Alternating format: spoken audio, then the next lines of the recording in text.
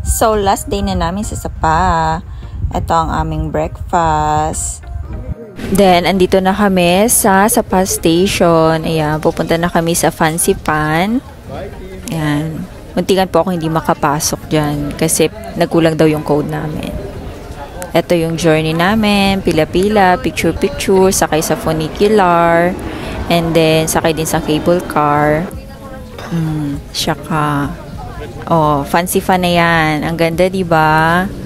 Tapos, ayun, pupunta kami sa Fancy Fan Summit. Ayan, ang lamig-lamig dyan sa taas. And, pauwi na kami niyan, pababa. Ito yung recording ko ng time-lapse ng nakasakay kami sa cable car.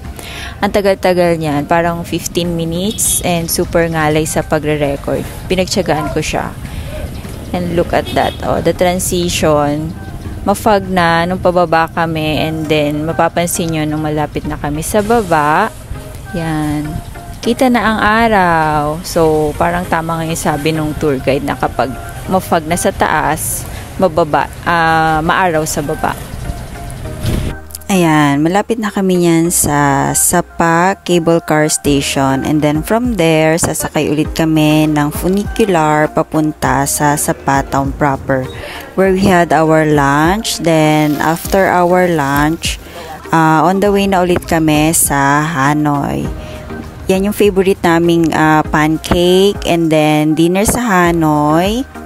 That's our dinner. Ang dami-dami, ang sarap-sarap. And then, may part dyan na tinuruan kami kung paano gumawa ng fresh Vietnam roll. Ayan, pinagsama-sama yung mga ingredients. And then, voila! Dinner with Queenie. And then, additional pasalubong. Papunta na sa airport. Ayan, sa airport na yan. Check-in. And then, yan, Pinas na kami ulit!